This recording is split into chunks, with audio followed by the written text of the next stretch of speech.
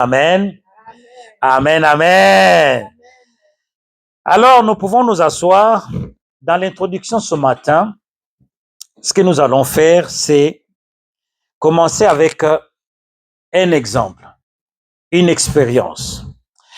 Il y a une maîtresse, d'ailleurs, ce qu'elle a fait à l'époque, si elle le fait aujourd'hui, elle sera arrêtée.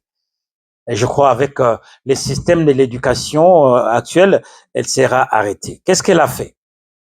Elle a pris deux groupes des enfants dans sa classe. Il y avait un groupe des enfants qui avaient les yeux bleus, il y avait un groupe des enfants qui avaient les yeux noirs. Et elle a dit aux enfants qui avaient les yeux bleus, en présence des autres, que vous êtes les plus intelligents. Que ces autres qui n'ont pas les yeux noirs et qui ont les yeux noirs ne sont pas intelligents.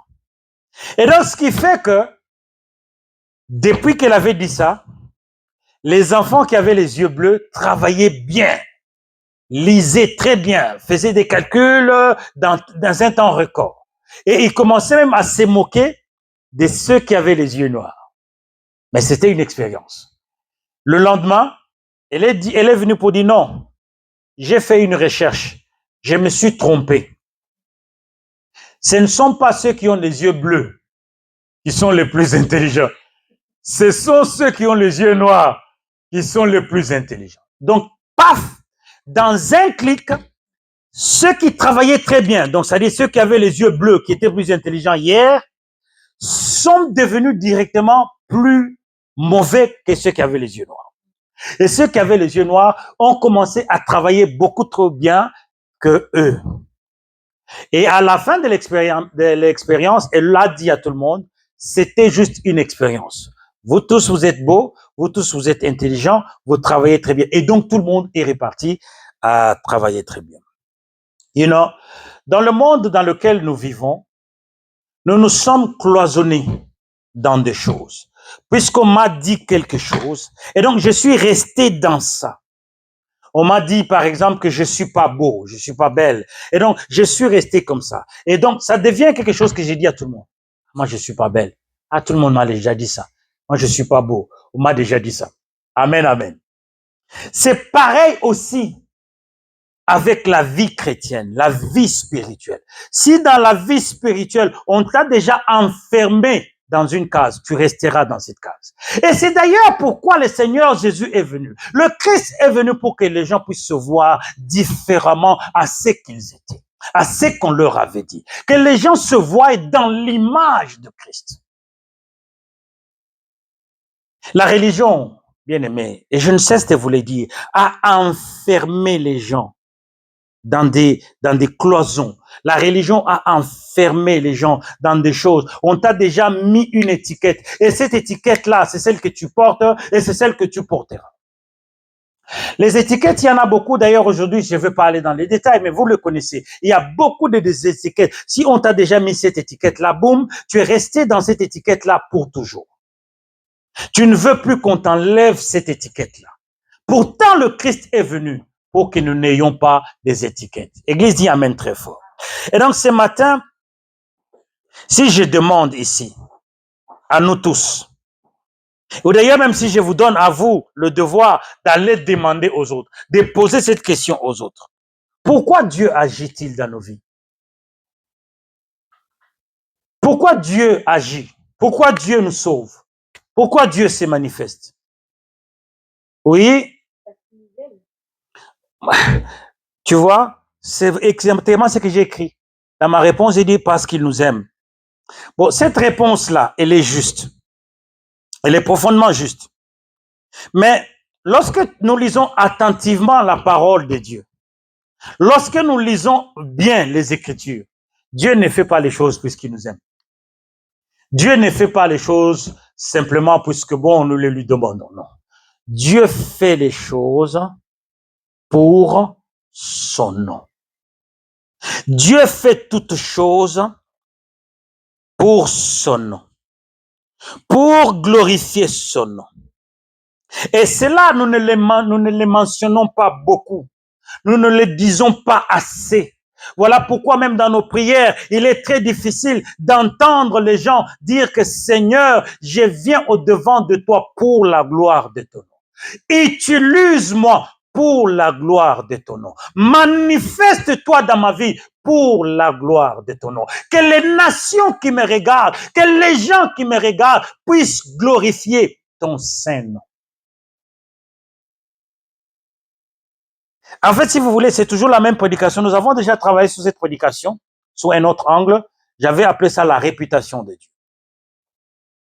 Mais aujourd'hui, on va prendre un autre angle, mais toujours cette même prédication. Cette réalité apparaît partout dans la Bible. Elle traverse les patriarches, c'est-à-dire tout ce que Dieu a fait avec Abraham, Isaac et Jacob, ce n'était que pour son nom. Elle traverse les prophètes, toutes les manifestations que Dieu a faites vis-à-vis des prophètes, c'était pour son nom. Cette même réalité traverse les prophéties, oui, toutes les prophéties. Elle traverse les psaumes, elle traverse les évangiles, elle traverse même toute l'histoire du salut. Dieu agit pour révéler ce qu'il est. Dieu n'agit pas simplement puisque bon, les gens prient matin, midi, soir, les gens... Non, Dieu agit pour révéler qui il est réellement. Et lorsque nous allons commencer à comprendre ces choses, même notre façon de prier va changer. Dieu agit pour manifester son caractère. Il agit pour glorifier son saint nom. Cette vérité semble étrange aux chrétiens d'aujourd'hui. Les chrétiens aujourd'hui ne comprennent pas la gloire du nom de Dieu. Les chrétiens aujourd'hui ne comprennent pas pourquoi Dieu se manifeste, pourquoi Dieu se révèle.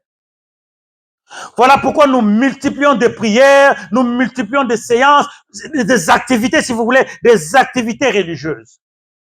Mais Dieu n'est pas dans les activités religieuses, du moment que nous n'avons pas encore compris pourquoi Dieu se révèle et pourquoi il se manifeste. Tu vois, depuis la chute de l'homme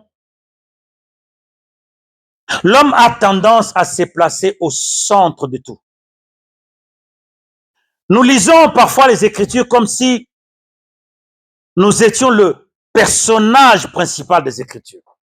Ça, je le vois beaucoup et je le vois maintenant beaucoup dans l'Église moderne où lorsque nous lisons les Écritures, nous avons l'impression de nous placer nous-mêmes au centre des Écritures. Nous devenons en quelque sorte le personnage, le sujet principal des Écritures. Dieu demeure le centre des Écritures, le sujet principal des Écritures. Qui a dit Amen très fort?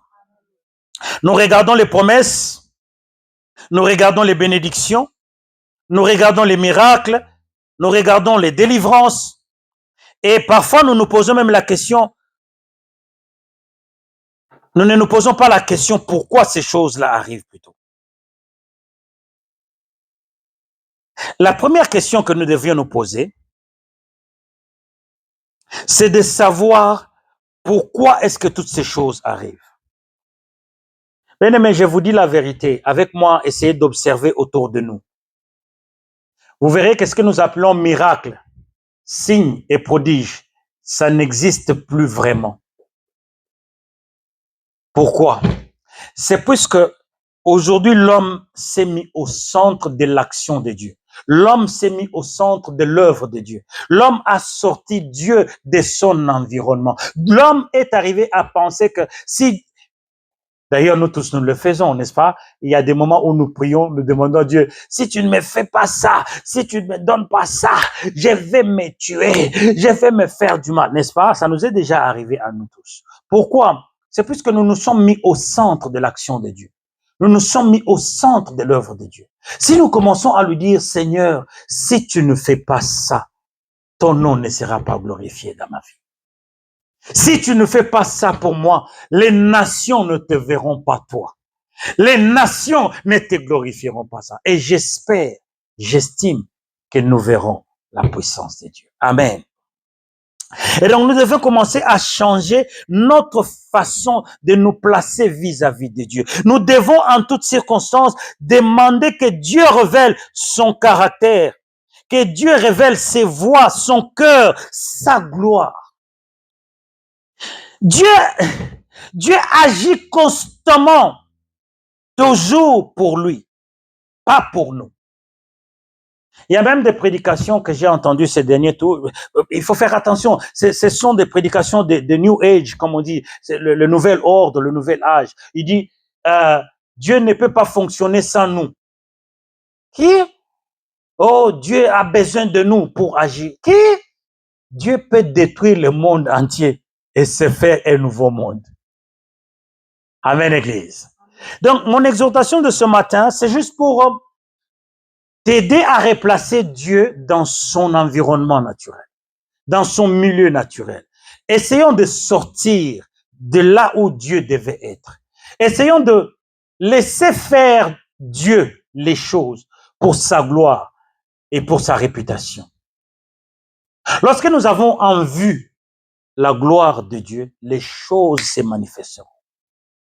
Les choses, les grandes choses se manifesteront. J'ai beaucoup étudié ces derniers jours par rapport à certaines choses que je suis en train de faire sur ordinateur, la vie et les ministères des apôtres. Les apôtres, dans les débuts des actes des apôtres, vous verrez, quand ils ont commencé à faire des miracles, plutôt quand Dieu a commencé à faire les miracles au travers d'eux, les gens là ne prenaient pas ça pour eux. Quand ils ont prié pour le premier homme dans Actes des Apôtres chapitre 3, le gars qui s'était né au temple, les gens sont venus, il a dit non, ne nous suivez pas comme si c'était nous qui avons fait ça. C'est par le nom de Jésus que vous avez tué que ceci est arrivé. Amen. Donc, il cherchait à replacer Dieu toujours au centre et à sa place. Et regardez autour de nous qu'est-ce qui arrive aujourd'hui. Comment est-ce que nous nous tapons la poitrine pour la gloire de l'Éternel? Il faut regarder les réseaux sociaux, vous allez pleurer. Les gens se frappent la poitrine. Ces derniers jours, c'est les prophètes. Et ils sont en train de se battre entre eux par rapport au match. Quelqu'un a donné la prophétie sur un match qui n'a pas bien marché. Les autres sont venus. Ils ont commencé. Mais ils se frappent la poitrine. Moi, je suis le véritable prophète. Moi, je suis... Attends. Tu es le prophète de ton père ou de ta mère? Ou est-ce que tu es le prophète de Dieu? Parce que si tu es le prophète de Dieu, déjà, tu vas pas dire que tu es le véritable prophète. You know, est-ce que vous comprenez ce que j'essaie de dire? Donc, les gens se frappent la poitrine pour des choses qui ne devaient pas se frapper la poitrine. Dis amen très fort. L'Église doit comprendre ces choses. Et vous vous souvenez d'Ézéchiel chapitre 36, n'est-ce pas? Je ne vais pas aller dans la profondeur, mais je vais juste prendre un seul verset. C'est le verset 32 que je vais lire. Car, il dit, ce n'est point à cause de vous que j'agis. Ce n'est point à cause de vous que j'agis. Bien-aimé, retiens ça aujourd'hui, ce matin. Ce n'est pas à cause de toi, ce n'est pas à cause de moi que Dieu agit, mais à cause de mon saint nom, que vous avez d'ailleurs profané parmi les nations.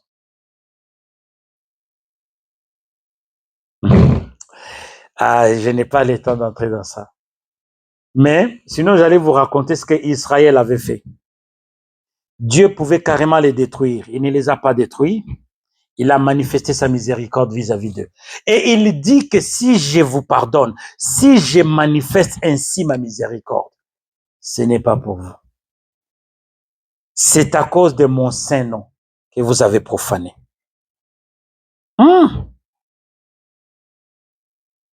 Donc Dieu, dans la finalité, il agit pour sanctifier son nom. Dis très fort, pour sanctifier son nom. Dieu ne fait jamais rien puisque nous prions, nous sautons. C'est vrai, la prière, elle est très nécessaire, elle est très normale pour un enfant de Dieu. Pourquoi? Parce que c'est ça ce qui fait que ta relation avec Dieu puisse être. Parce que si tu ne pries pas, c'est comme dans la maison. Moi, j'ai des enfants comme ça. On ne se parle jamais, ils ne me disent jamais bonjour, je ne sais jamais rien d'eux et ils ne savent rien de ce qui se passe là. On n'a pas une bonne relation, n'est-ce pas? Et donc, lorsque nous sommes enfants de Dieu, c'est pareil. La prière nous maintient dans la relation avec Dieu. Mais la prière ne peut pas forcer Dieu à faire les choses.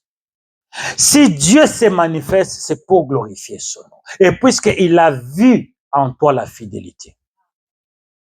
Lorsque tu demeures dans la fidélité et que tu pries, lorsque Dieu se manifeste, c'est pour révéler sa gloire.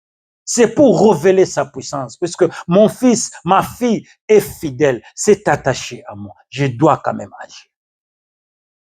Amen, Église.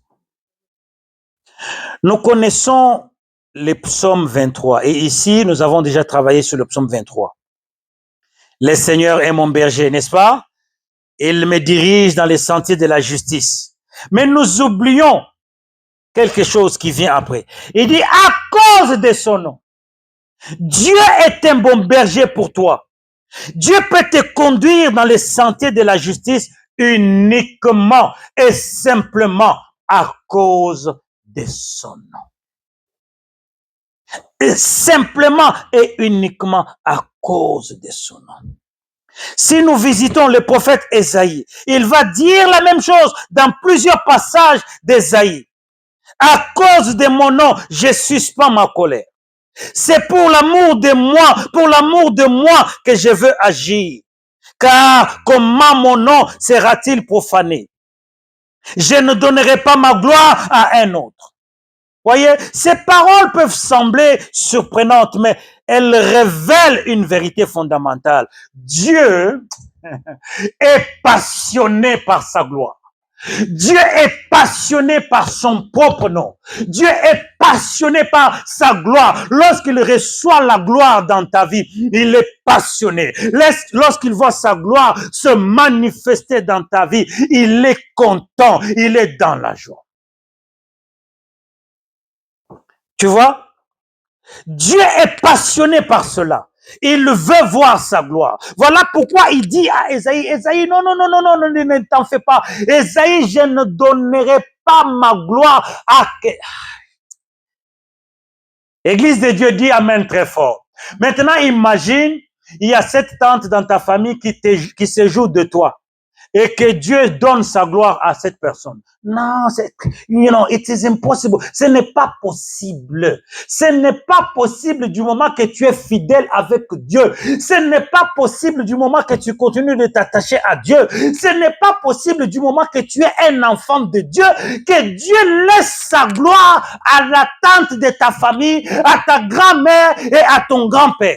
It is impossible.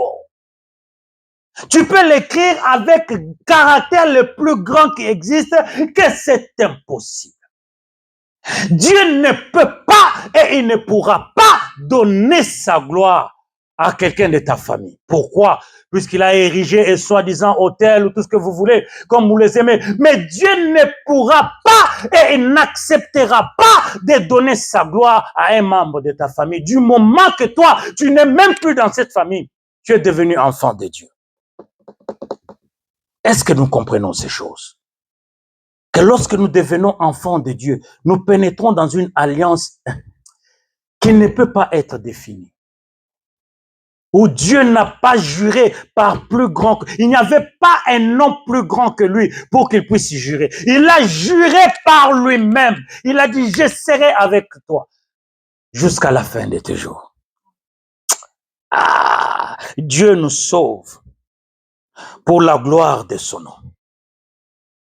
Dieu nous aide pour la gloire de son nom. La délivrance ultime n'existe pas pour glorifier l'homme. Voilà pourquoi moi je suis totalement et complètement contre tous ces gens-là. Lorsqu'il prie pour les gens, il va commencer à passer à la télé pour dire que non, moi j'ai la puissance. C'est toi qui as la puissance. Ah, ok. Tu vois, c'est là que moi et ces gens-là, on s'entend pas, puisqu'ils s'attribuent des choses. Le nom de Dieu intervient très rarement dans ces choses-là. Ils ne disent pas que Dieu s'est manifesté dans la vie de ses enfants. J'ai vu un autre qui priait pour, je crois que je vous ai déjà dit, lui, il est en Afrique du Sud. Il priait pour un frère et une sœur. Il avait imposé la main, je crois que c'était la main droite ou la main gauche, j'ai oublié. Maintenant, la sœur était en train de crier. Ah! Maintenant, lui s'est approché de la caméra pour commencer maintenant à s'adresser à l'autre pasteur. Il dit, t'as vu? C'est ça la puissance de Dieu. Tu n'as pas la puissance de Dieu. Tu as vu la puissance de Dieu, c'est que là. Ah. Donc moi j'étais là, j'ai dit, ah bon? Ah bon? Donc tu vois, c'est ça, c'est que moi je ne comprends pas dans ces choses. Puisque si c'est Dieu qui agissait, Dieu est le seul qui peut faire sa propre publicité. Église dit amen très fort. Donc c'est ça les soucis que moi j'ai. Non, plus moi je médite cette réalité, plus elle produit en moi une profonde paix. Parce que mon avenir ne repose pas sur ma capacité. Mon avenir repose sur le caractère de Dieu. Mes circonstances changent. Dieu ne change pas. Mes émotions peuvent changer. Dieu ne change pas. Les hommes peuvent changer. Mais Dieu ne change pas. Et puisque Dieu agit toujours conformément à son nom, je peux lui faire confiance. Même lorsque je ne comprends pas tout, même lorsque les promesses semblent tarder, même lorsque les circonstances deviennent obscures, je vais continuer de lui faire confiance. Car Dieu ne peut pas agir contrairement à son caractère. Ah! L'Église doit comprendre ces choses. L'Église doit arriver à maîtriser ces choses. Que Dieu agit pour son nom. Que Dieu délivre pour son nom. Que Dieu pardonne pour son nom. Que Dieu restaure pour son nom. Il sauve pour son nom. Il accomplit ses promesses pour son nom. La bonne nouvelle, bien-aimés, pour les croyants, est que ce nom est parfait. Sa réputation est parfaite. Son caractère est parfait. Ah, comment expliquer les choses de Dieu? Comment expliquer Dieu? Mais le Dieu qui nous a été présenté pendant les générations qui viennent de passer est un Dieu. Il y a Coca-Cola, comme nous disons en lingala. Les générations passées, les gens qui ont vécu dans l'église primitive connaissaient ces dieux. Ils marchaient avec ces dieux. Ils étaient remplis de ces dieux. Voilà pourquoi ils pouvaient affronter les soldats, les tribulations. Ils pouvaient affronter toutes sortes de choses. Ils pouvaient même affronter le roi. Dans le livre de Hébreux chapitre 11, il y a quelque chose que nous négligeons. Je ne sais pas si nous avons déjà fait attention à ça. On dit qu'il y a même des gens qu'on coupait avec des scies. Lisez, c'est dans Hébreux chapitre 11. On les coupait comme ça avec des scies. On peut te tuer comme ça avec un revolver, ça va. On peut t'enfoncer un couteau, tu meurs directement, ça va. Mais on prend ton corps, on étale. On prend une scie, quelqu'un à gauche, quelqu'un à droite. Ah, la chaise, non. Mais ces gens ont vécu ces choses. C'est dans la Bible. Ça ne vient pas de moi, lisez. Hébreux chapitre 11. On a scié des gens. Ah, pourquoi? Puisque ces gens avaient compris qui était Dieu. Tu veux prendre le corps, vas-y, prends le corps. Mais tu ne me prendras pas moi. Car lorsque tu auras fini de détruire ce corps, je me retrouverai avec lui dans la gloire. Tu vois, la vie aujourd'hui, nous tournons autour de choses. On nous a appris aujourd'hui à tourner autour de l'argent, autour de la prospérité, autour de toutes ces choses-là. Les gens de l'église primitive n'avaient pas ces choses. C'est-à-dire que pour eux, c'était Dieu. Voilà même pourquoi l'apôtre Paul est arrivé à un moment, il a dit, bien-aimé, pour moi, vivre, c'est Jésus. Et si je dois mourir, laisse que ça soit le salaire, le gain que je reçois.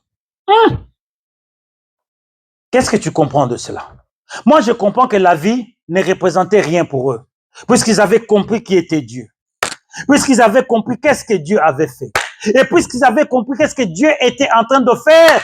Et surtout, ils avaient compris ce qu'il avait promis de faire. Nous avons attaché notre vie aux choses présentes. Nous avons attaché notre vie à la vie présente. Nous avons attaché notre vie à des rêves. Nous n'avons pas attaché notre vie à la vérité de la parole de Dieu. You know, nous pensons que la vie, c'est ça, c'est que nous voyons. Mais j'ai une question encore surprenante. Pourquoi alors Dieu, lui qui est Dieu, n'est-ce pas? Dieu est Dieu, il est au-dessus de tout. Pourquoi il peut défendre son nom? Pourquoi est-ce qu'il peut défendre sa réputation? Qu'est-ce qu'il y a dans son nom? Qu'est-ce qu'il y a dans sa réputation? Il pouvait seulement faire en tant que Dieu que rien n'arrive. Écoutez, à première vue, cette question peut sembler étrange. Nous savons que Dieu est tout-puissant. Nous savons qu'il est éternel. Nous savons qu'il est souverain. Alors, pourquoi aurait-il besoin de défendre son nom? Nous savons que les hommes défendent leur réputation parce qu'ils sont fragiles, parce qu'ils craignent le rejet, ils craignent des critiques, ils craignent de perdre leur influence, n'est-ce pas? Mais Dieu n'a pas besoin de ces choses-là. Dieu n'a pas peur, Dieu n'a pas besoin, il ne craint pas de perdre son influence, il ne craint rien. Mais pourquoi alors il doit défendre son nom? La réponse, bien aimé, elle est très simple. C'est parce que le nom de Dieu représente la vérité de Dieu.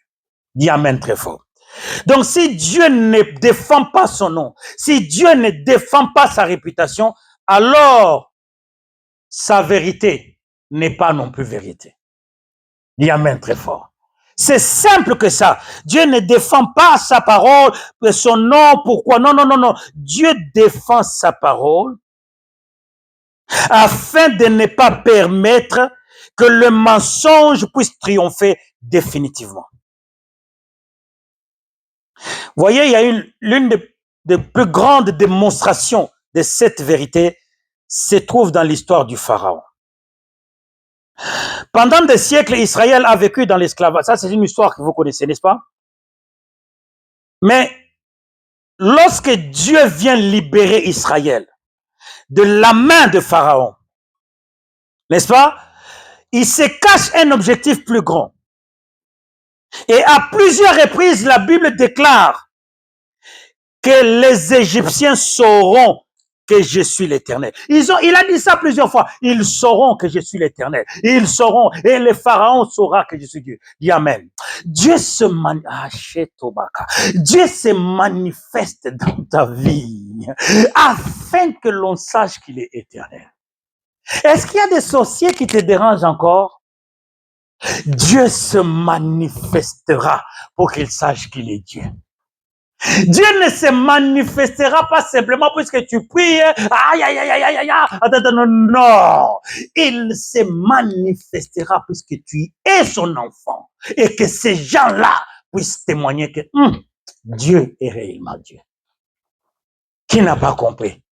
Comme ça, je peux répondre.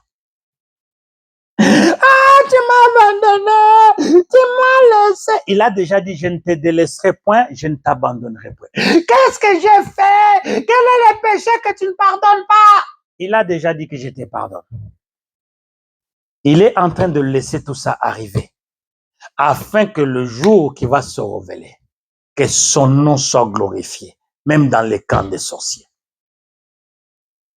Même dans les camps des sorciers, que l'on sache qu'il est Dieu. Dis amen très fort. C'est ça Dieu. Dieu ne peut pas te délaisser. Quand toi-même tu seras infidèle, Dieu demeurera fidèle. Dieu ne cherchait pas uniquement à faire sortir Israël. Il cherchait à se révéler, que le monde entier le connaisse, que le monde entier entende parler de lui.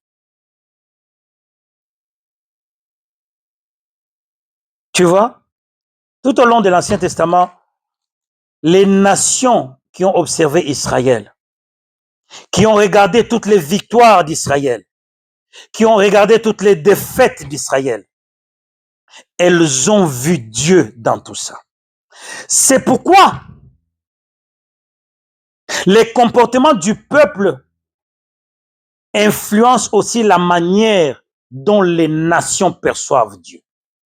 Bien-aimés, tel que nous sommes ici à l'église, dans la famille de Dieu, nous sommes des enfants de Dieu. Nous devons savoir que notre façon de nous comporter, notre façon de vivre, notre façon d'être influence la façon que les gens qui nous entourent regardent Dieu. Comment est-ce que nous reflétons ce Dieu? Comment est-ce que nous représentons ces dieux? Est-ce que la façon que nous représentons ces dieux, pensons-nous encore qu'elle peut attirer les gens vers Dieu?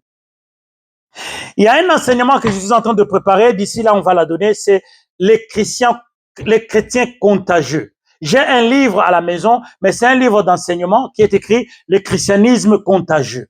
Alors, comment est-ce que nous pouvons vivre un christianisme contagieux? Comment est-ce que nous pouvons vivre la vie qui contamine les autres? Est-ce que nous pensons que la vie que nous vivons aujourd'hui en tant que peuple de Dieu, elle contamine encore les autres ou elle repousse les autres loin de nous? Ça, c'est une question que chacun de nous doit se poser. Est-ce que la façon que nous vivons aujourd'hui influence-t-elle encore les autres? Est-ce qu'elle impacte encore les gens? Est-ce qu'elle attire encore les gens vers Dieu ou est-ce qu'elle repousse encore les gens beaucoup plus loin?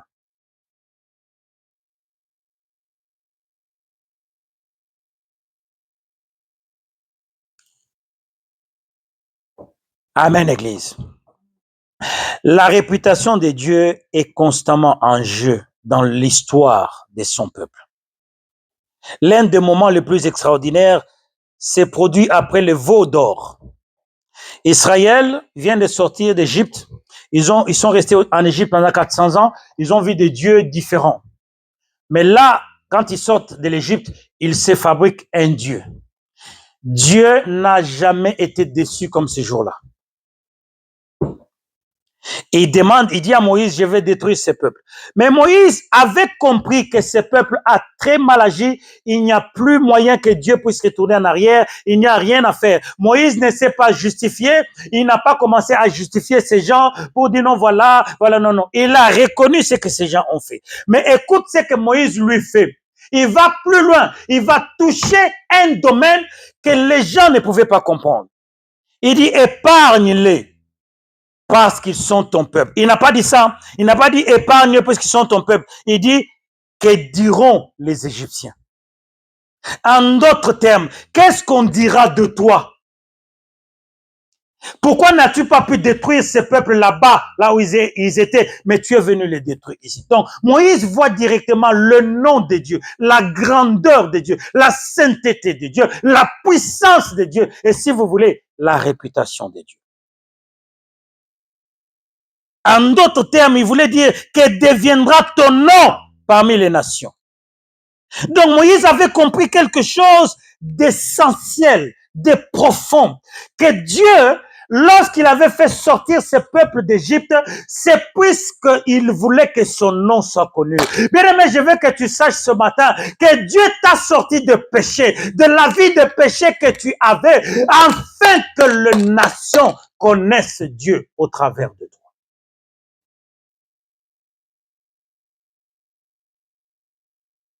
Alléluia, Église. Donc, pour ne pas vous prendre beaucoup de temps, lorsque Dieu défend son nom, il ne le fait pas principalement par la force.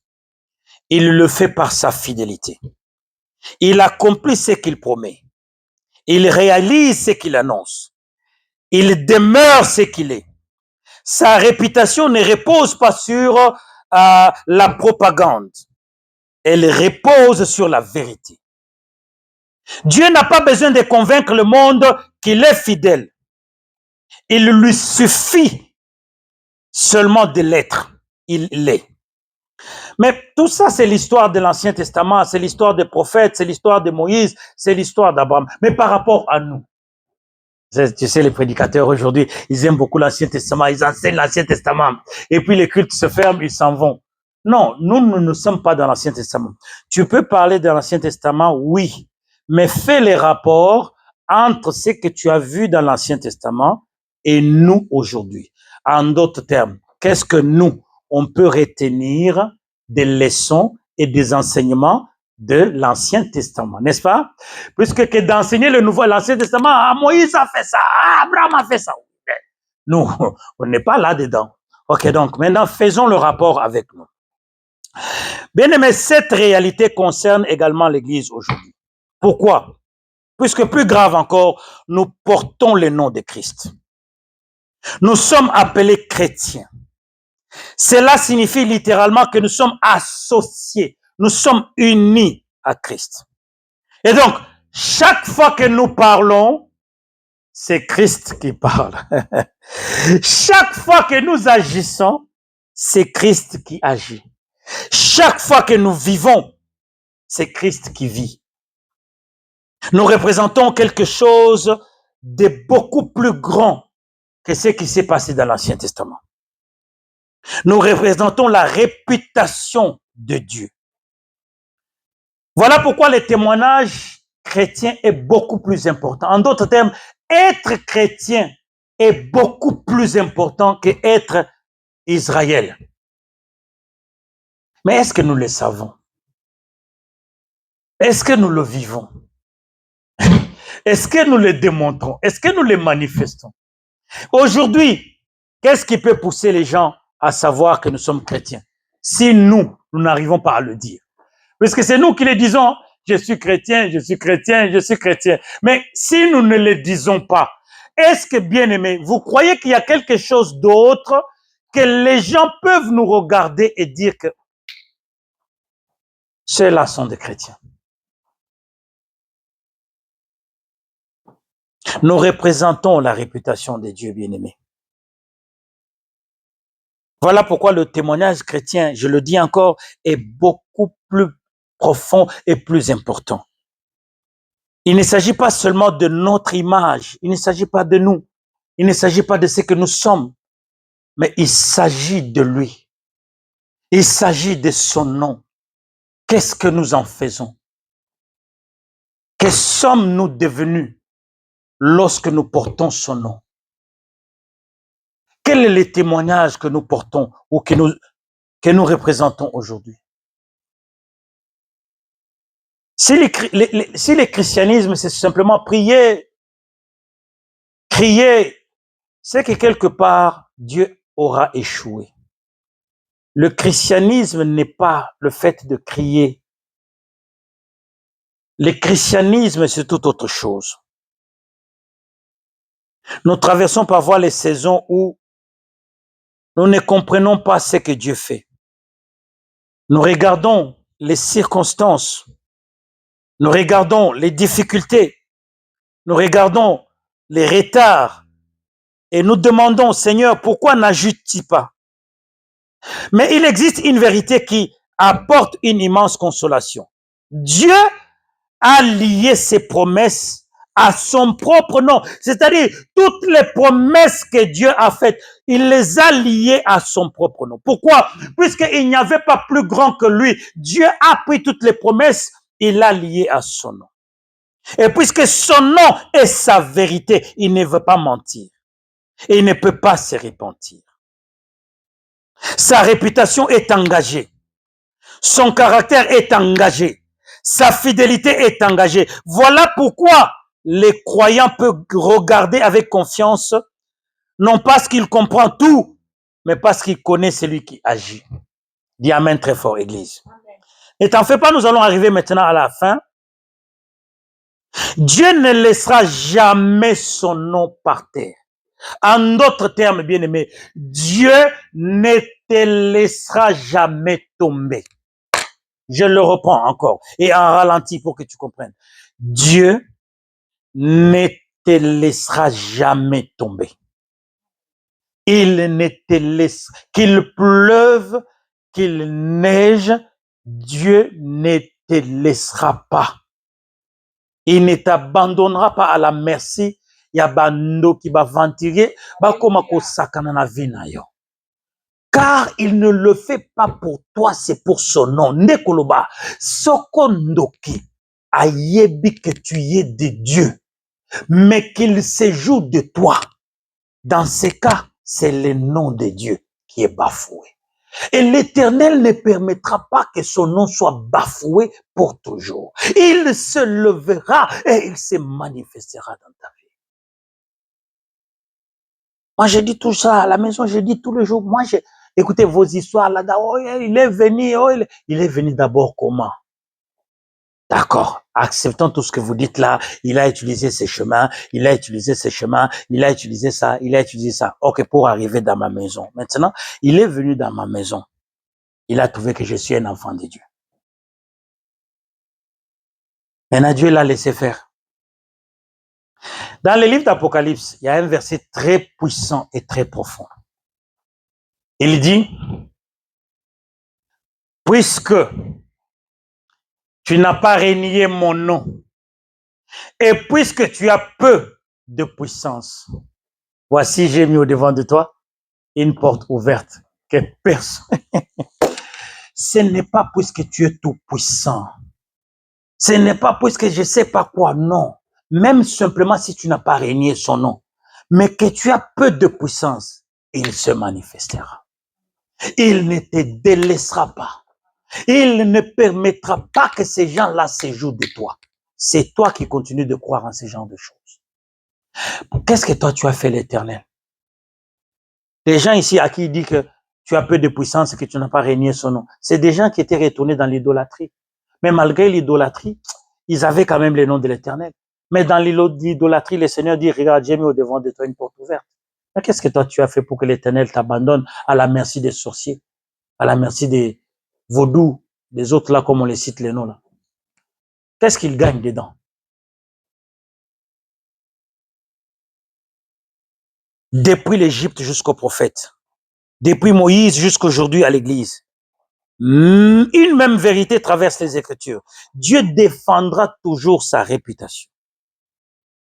Il défend son nom. Il défend sa gloire. Il défend son caractère. Non pas parce qu'il est orgueilleux, mais parce qu'il est Dieu, bien-aimé. Et parce que tout l'univers repose sur cette vérité merveilleuse. Dieu sera toujours fidèle à ce qu'il est. Il est fidèle à lui-même. Il est fidèle par rapport à son caractère, à sa façon d'être, à son système. Voilà pourquoi son nom demeure digne de confiance. Hier, aujourd'hui et pour toujours. Si nous pouvons rentrer encore un tout petit peu dans le livre d'Ézéchiel, Dieu déclare, ils ont profané mon saint nom parmi les nations. Puis il ajoute, ce n'est point à cause de vous que j'agis, maison d'Israël, mais à cause de mon nom. Cette déclaration, bien-aimée, elle est immense, elle est grande. Pourquoi? Puisque Dieu promet la restauration. Dans le livre de Joël, chapitre 2, ce livre-là que nous tous nous connaissons, là où il dit, je restaurerai les années. Nous nous arrêtons seulement à cette première phrase. Mais si vous continuez, il dit, je restaurerai les années qu'auront dévoré mon armée que j'ai envoyée. On commence à citer l'armée de Dieu. On a cité les sauterelles, n'est-ce pas? Et Cancrela et tout ça. Aujourd'hui, dans l'église, on nous enseigne que les sauterelles, c'est les diables, n'est-ce pas? Ce sont les esprits mauvais, n'est-ce pas? Que les Cancrela, ce sont des esprits mauvais, n'est-ce pas? Mais Dieu accepte que c'est mon armée. C'est moi qui les... Église de Bomi va te bêler. Mais bon, c'est pas grave. Mais c'est cette armée-là, quand bien même elle est du diable, mais c'est Dieu qui l'avait envoyée. Il dit, je restaurerai les années qu'auront détruit. Les sauterelles et tout ça. Mon armée que j'avais envoyée. Lorsque les situations de nos vies, lorsque nous commençons à voir Dieu dans chaque situation de notre vie, nous commençons à être grands. Et les grandes choses vont commencer à se passer. Lorsque tout le temps nous avons tendance à regarder la puissance du diable et à glorifier ses œuvres dans nous, Dieu ne se révèle pas. Mais lorsque petit à petit, nous commençons à voir Dieu dans chaque situation, je dis bien dans chaque circonstance, nous commençons à gagner. Nous commençons à gagner. Il n'y a personne, je le répète, Jean chapitre 9, Jean chapitre 10, verset 29. Nous sommes entre ses mains. Il ne permettra à personne de nous ravir, car il est le Dieu Tout-Puissant. Et dans Isaïe, il a déjà dit que je ne donne ma gloire à personne, je ne partagerai. Pourquoi Dieu te délaissera-t-il? Pourquoi t'abandonnera-t-il? Puisqu'il t'a déjà sauvé. Ça lui a coûté la vie de Christ, le sang de son Fils. Pourquoi aujourd'hui il va te laisser dans les mains des gens, des incirconcis? Continuons de nous abandonner à l'Éternel. Continuons de nous attacher à l'Éternel. Les prophètes, dans les livres des prophètes, nous verrons ce thème est développé par presque chacun d'eux. Israël avait reçu une mission. Et c'est la même mission que vous et moi nous avons reçue aujourd'hui. La mission d'Israël était de révéler Dieu aux nations. La mission que vous et moi nous avons est de révéler Dieu aux nations, aux gens qui ne le connaissent pas, aux gens qui ne l'aiment pas. Nous devons révéler ces dieux. Mais au lieu d'honorer Dieu, nous, qu'est-ce que nous faisons? Nous nous abandonnons dans des choses inutiles. Et les nations, quand elles nous regardent, ils disent, ah voilà ce qu'ils font. Voilà ce qu'ils savent faire. Donc, en d'autres termes, ils identifient notre Dieu par rapport à ce que nous faisons. L'Église dit amen très fort. Et donc, nous devons prendre la décision dès maintenant de pouvoir glorifier Dieu dans notre façon d'être, dans notre façon de vivre, dans ce que nous sommes et dans ce que nous faisons. Nous voulons glorifier Dieu comment? Comment est-ce que nous pensons amener la gloire de Dieu aux nations? Comment est-ce que nous voulons que Dieu puisse se glorifier? Nous avons vu tout au long de l'Ancien Testament, les nations observent Israël, observent les victoires d'Israël, regardent ce qui arrive à Israël. Et au travers de tout ça là, ils voyaient Dieu. Est-ce que nous sommes sûrs aujourd'hui que notre vie, la façon que nous la vivons, la façon que nous la présentons, est-ce qu'elle glorifie Dieu? Est-ce que le nom de Dieu est représenté? Quand on va dire ce genre de choses, toi tu vas courir directement au péché.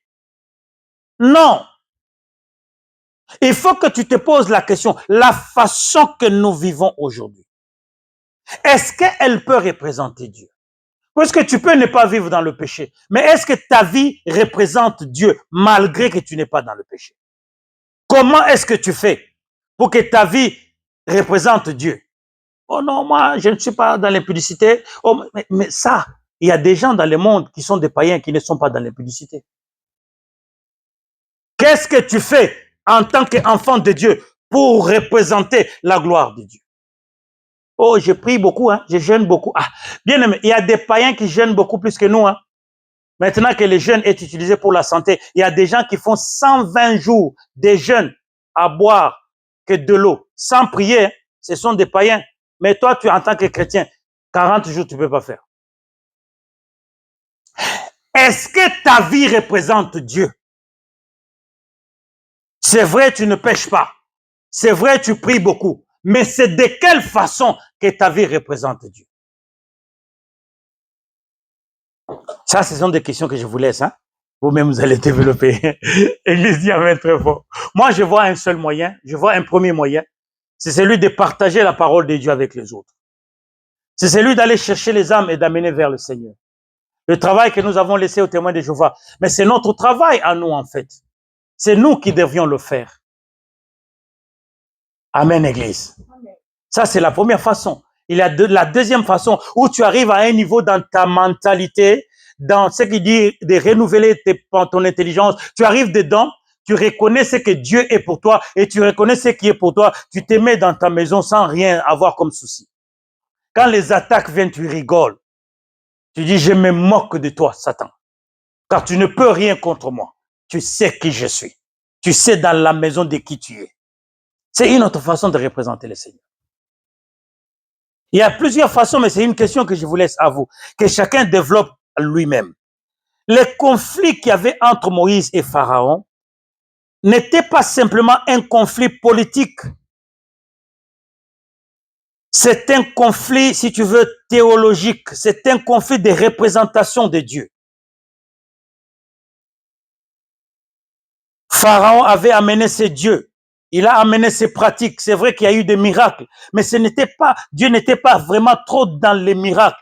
Les miracles qui sont arrivés poussaient Pharaon à faire plus pour qu'à la fin, Dieu puisse manifester sa gloire. Évidemment, c'est comme tout ce qui nous arrive aujourd'hui. Ils essayent de changer de méthode, de vous ensorceler, les méthodes de tout ça, de tout ce que vous voulez. Mais dans la finalité, si nous sommes fidèles à Dieu, Dieu se révélera et son nom sera glorifié. Car Dieu ne peut pas permettre que son nom soit profané pendant longtemps. Église dit amen très fort. Nous allons prendre quelques minutes pour prier. Nous allons prier. Nous allons dire à Dieu, Seigneur, aide-moi à comprendre qui je suis réellement. Aide-moi à marcher la tête haute dans ce monde et à te représenter. Même que le monde des ténèbres, lorsqu'il me voit, lorsqu'il me regarde, qu'il te voie en moi.